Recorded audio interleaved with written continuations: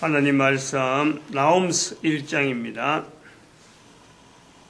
나홈스 1장 1절에서 끝절까지 말씀 교독합니다. 1절 말씀 제가 먼저 받들어 봉독드립니다. 니느웨에 대한 중한 경고 곧 엘고스 사람 나홈의 묵시의 글이라.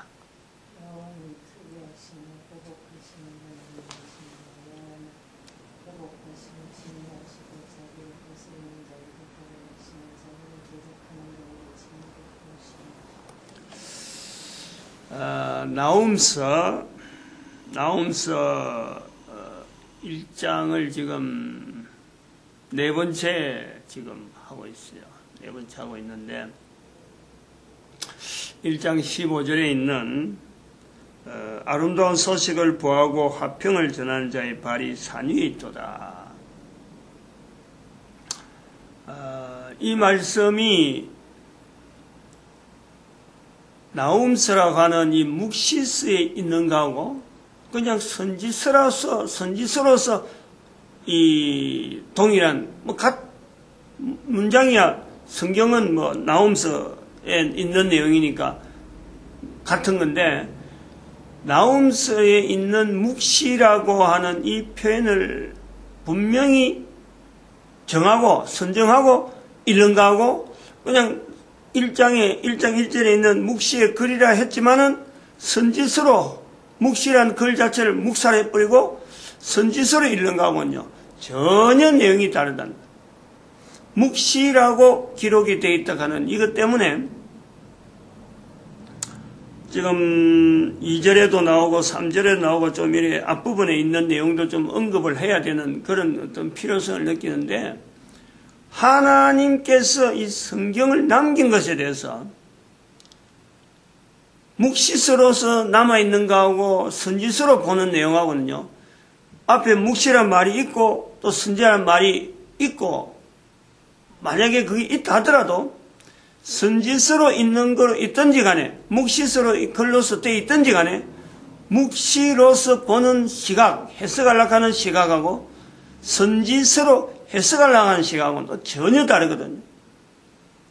하나님의 표현에 대해서 이런 표현하는 것을 선지서로 있는 것은 이스라엘 편에서 보는 거예요. 이스라엘 편에서.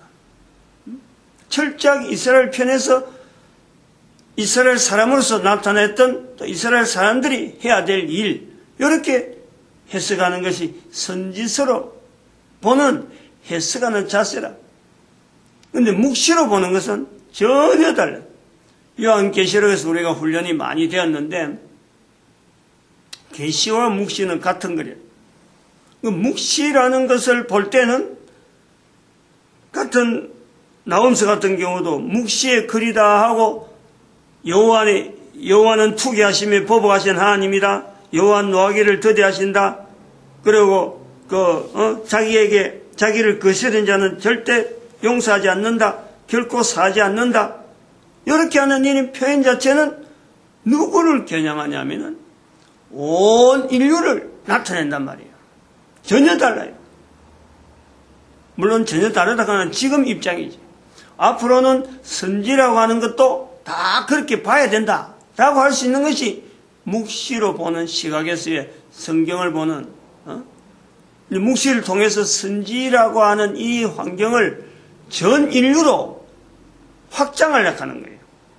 그래서 요나서도 읽어보면서 그랬고 니느웨에 전한 그 내용이지만은 그것을 현재적으로 온 인류가 니느웨에 있는 우리의 모습을 찾아내고 그래서 누가 요나처럼 와서 지금 현재 있는 인류에게 복음을 전해줄 사람이 누가 있겠느냐? 바로 우리가 지금 안 가고 미루는 게 아니냐? 이렇게 보는 것이 선지서를 묵시로 보려고 하는 자세란 말이에요. 이건 니느웨의 또다시 중한 경고로서 나홈이 나타내는데 이 나홈에 나타내는 말 속에서 나오는 오늘 15절에 있는 아름다운 소식을 보한다 화평을 전하는 자의 발이여 하는 이 부분에서 이스라엘 백성 속에 있는 이스라엘 문화 속에 있는 우리가 보통 때는 잘 발견하지 못했던 바로 예수님께서 내 정인이 되라라고 말씀했을 적에 예수님의 말씀이니까 쟤네들이 산지사방으로 흩어졌다라는 그런 어떤 조금은 좀 억지적인 예수님의 말씀이니까 흩어졌다 하는 것으로서 좀 이렇게 나타날 수 있는 그 표현들이 미가서 1장 15절에 나타난 이 말씀을 나홈서 1장 15절에 나타난 이 말씀을 통해서 이스라엘에 있는 선지적인 선지자로 통해서 형성되었던 전도문화, 전도문화. 하나님의 말씀이면은 하나님이 전하는 말씀이면은 나가지 않을 수 없는 어떤 자기의 삶을 가지고 있더라도 그 삶을 바꿔야 되는 하나님 말씀이니까 바꿔야 되는 호세아 선지자도 고멜이라고 하는 여인을 참 이스라엘 백성들 속에서 볼 적에는 분명히 이건 안 맞는 건데 어떻게 선지자가 고멜이라는 여인이 잘못해서 나간데도 불구하고 그걸 끝까지 기다려야 되느냐 하는 것은 안 맞는데 하나님께서 가라 하니까 가는 거예요.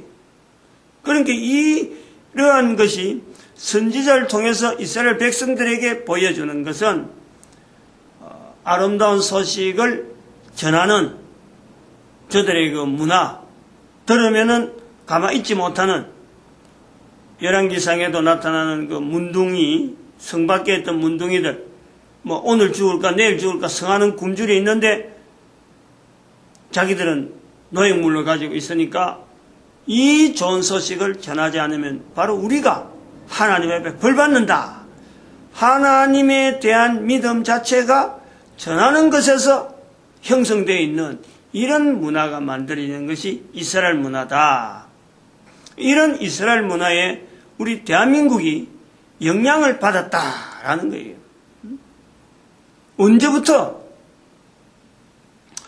우리나라에 기독교가 들어온 것을 보통 1800년도로 해갖고 지금부터 한 130년 정도밖에 안 되는 것으로 우리가 기독교가 들어온 것으로 보고 있지만은 조금 더 앞으로 가면은 1860년대 중국에서 있었던 태평천국의 난의 영향에 의해서 서해안 쪽에서 형성되어지는 지금 호남 지역이에요. 호남 지역에서 동학난이 왜 일어났느냐. 바로 이게 동학난이 천도교라고 하는 형성된, 나중에 이제 천도교죠, 천도교. 천도교에서 형성되어지는 그 내용이 사실은 태평천국의 난이란 말이에요. 태평천국의 난에 의해서 영향받아서 서해안 쪽에서 형성되어지는 거예요. 난을 피해서 중국에서 넘어온 사람들이 그 난을 진압하는 과정이 있는데 그 진압하는 과정을 이제는 피해서 우리나라로 넘어왔던 중국 사람들의 영향에 의해서 서해안 쪽이 그게 발달했다. 그럼 조금 더 한 1000년 더 앞으로 가면은 645년 경교시대가, 그건 신라시대가 연결되어지는 거예요. 당나라하고 신라하고 형성되어지지 않냐. 그 경교의 영향이 지금 금강산에 가면은 장안사라고 하는 절이 있어요. 장안사. 절에 가면은 경교 유행비가 있다니까. 당나라 시대 때 만들었던 경교 유행비가 있는데 그 비를 모조품이 대한민국의 금강산에 있어요. 장안사에. 우리가 지금 북한하고 통일이 안 됐으니까 못 가서 그렇지. 이런 흔적이 있다니까. 600년대에 벌써 우리나라에 왔던 게. 근데 그러한 것보다도 그런 것은 어쩌면 뭐 참 흘러가는 교류 사람들이 누가 했는지 어느 정도 우리나라 사람이 갈 수도 있고 또 중국 사람이 올 수도 있고 이게 뻔한데 우리나라의 유대인들이 본문에 나타나는 아름다운 소식을 보호하는 그리고 전도 문화가 형성되었기 때문에 우리가 영향을 받은 것으로서는 그 흔적으로는 지금 자료가 거의 남겨지지 않죠. 이것을 이야기하는 사람도 없다니까. 말하는 사람도. 근데 혼자서 지금 제가 지금 떠드는 거예요. 그러니까 자꾸 얘기를 머물라는 게 사람이 모르니까 또 이거 혼자 떠드는 것이 맞는지 안 맞는지를 후대 사람들이 나름대로 또 비판도 하고 해야 되니까 여기서 자꾸 머무는 거예요. 그런 자료들 자꾸 남겨달라 그래요. 엄청난 우리 한국 사람들이 가지고 있던 기본의 여러 가지 문화적인 요소 속에서 남아있는 불교 문화라고 고착화 되어 있는 이 수많은 어떤 내용들 자체하고 거기서 아주 고정화시켜 나 있는 절, 사찰에 나왔던 여러 가지 흔적들, 이걸 뭐 하나의 종교적인 어떤 그 흐름을 통해갖고 복음에 대한 이런 부분에 대한 올바르지 못한 시각, 교회는 교회대로 또 불교에 있는 절에 있는 사람은 절에 있는 대로 자기들 안에 고정적인 관념을 가지고 깨뜨리지 못하는 그런 개념들이 있는데, 이 나홈스에 나타난 이 말씀을 통해서 우리 한민족이 깨뜨려야 되고 벗어나야 되고, 또 우리가 조용한 아침의 나라라 해서 우리 민족이 조용한 것만 어디 이사 다니고 하는 것 자체를 굉장히 무슨 큰 죄 짓는 것처럼, 고향을 등지고 무슨 아주 그건 큰 어떤 벌 받는 일처럼 등지면 안 된다는 거예요. 고향 등지고 객지 가서 하면 막 객사라 그래갖고 죽는 것도 제일 나쁜 죽음으로 사람들이 취급하는 거예요. 그래서 여인들이 결혼하고 나가는 것도 출가 외인이라 부르는 거예요. 집을 떠나면 완전히 넘처럼 한단 말이에요. 이게 대한민국의 문화라. 근데 이스라엘 문화는 완전히 이거는 좋은 소식을 가지고 뿔뿔이 흩어지는 것이 이스라엘 문화라는 거예요. 예수님 당시에 제자들이 12제자들이 흩어지는데 도마행전에 나와 있는 내용을 보면은 지역을 어느 지역으로 갈까 서로 제비 뻗어갖고 서로 마찰되지 않도록 서로 다른 사람이 해놨는데 또 내가 가고 막 이런 중복되지 않도록 딱 지역을 정해서 분담해서 가버린다. 이렇게 발달되는 흩어지는 문화.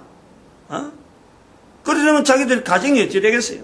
가족들은 가족들대로 살려고 또 남겨져서 살아가는 거예요. 그걸 받아들이는 거예요.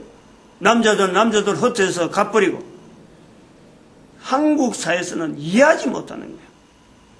이렇게 이해하지 못하는 시대에 사는 사람들이 동시대에, 지금은 우리가 성경을 통해서 서로 이해하려고 하는 거지만 예수님 오실 당시에 지금부터 2000년 전에 이 동시대에 있던 유대인들과 한국 사람의 만남이라는 것은 이거는 어마어마한 내용이잖아요. 어마어마한 내용이란 말이에요. 이 어마어마한 내용이 이루어질 수 있는 것은 가만히 있는 한반도 사람에서 나타나는 건 있을 수 없는 거예요. 그러니까 움직이는 유대인에 의해서 만났다. 이 흔적을 우리는 본문에서 일단 어떤 만날 수 있는 힘은 유대인에게 있다 하는 것을 전제로 둘 수 있는 거예요. 그래서 김수로 왕과 허황호, 가야국의 허황호 왕비의 결혼설에 대한, 그거는 역사적으로 다 어느 누구든 다 그건 인정한단 말이에요. 그런데 그 인정을 하면서도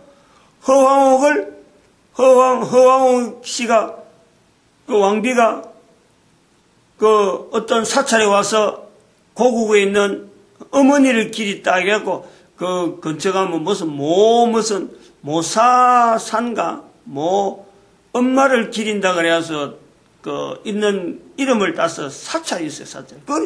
지금 절의 중이 여기 와서 엄마를 기려했다 해서 자기들 사찰 이름을 그랬다 하고는 허황옥을 그래 들미는 거예요. 허황옥이가 과연 불교 신자냐? 불교 신자가 아님에도 불구하고 불교 절에서 김서로 왕의 관계되는 여러 가지 행사들은 지금 절에서 다 하는데 교회에서는 아무런 반박을 못 하는 거예요. 이게 어떻게 된 거예요? 분명히 이거는 우리가 역사라고 하는 이 부분에서 한번 다시 점검을 해봐야 될 분명한 요소가 있다는 거예요. 그러므로 김수로 왕 시대에, 그럼 AD 1세기인데, 역사적으로는 허왕호 왕비가 결혼한 날짜가 48년으로 되어 있어요. 김수로 왕이 기다리고 있었다는 거예요. 허왕호가 온다. 그걸 자기가 기다렸다는 거예요. 바닷가에서. 배 타고 오는 것을 기다렸다. 그럼 그 전에, 기다리기 전에 서로 간에 정보가 주고받았는데 그것이 42년부터 시작된다는 거 아니에요. 만남이 김수로 왕이 세례를 받았다 하는 이런 표현이 있단 말이에요. 기록에 나면 세례라고 표현은 되지 분명하게 표현하는 것은 제가 문헌 자체는 분명히 보지 못했는데 그런 말들을 전해온다는 거예요. 김수로 왕이 세례를 받았다. 그 세례를 준 사람이 바로 도마라. 이렇게 되어지는 거예요. 누가 세례를 줄 거냐 이거지. 도마 아니면은 예수님의 사도들 중에서 도마 아니면은 인도까지 온 도마가 그 아유타 공주가 되는 허왕옥을 데려와서 그 세례를 주지 않았느냐. 이렇게 해서 예수님의 제자 도마를 보는데 저는 그 도마를 그렇게 김수로 왕에게 세례를 준 사람을 도마로 보지 않는 그 다른 대체물이 바로 대체 어떤 인력이 유대인이라는 거예요. 유대인.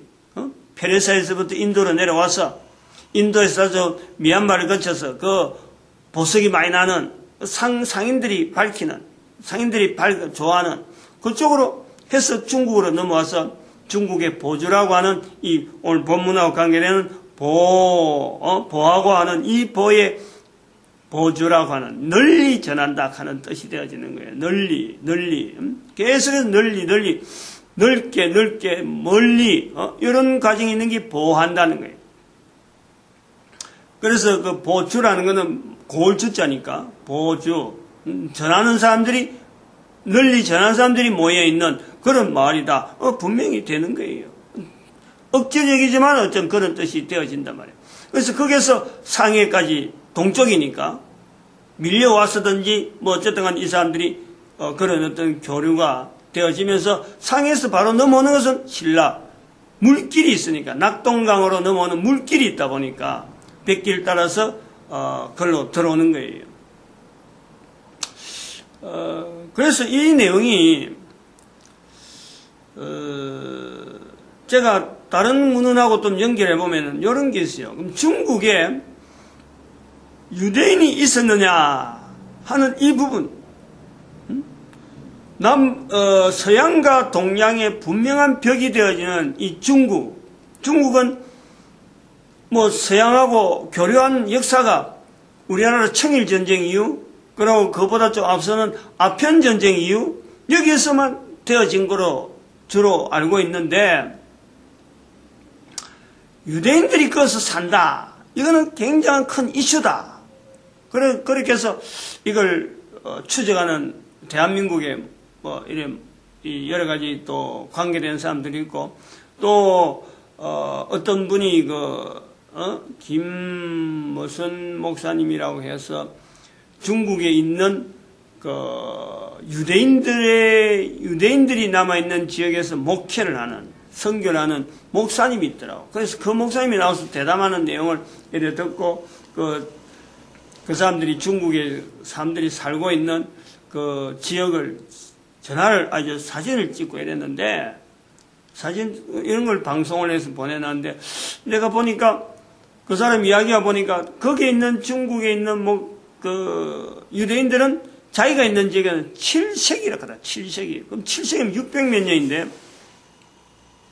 그런데 지역 자체가 북쪽이에요, 북쪽. 내가 보는 거는 남쪽인데, 북쪽이더라고.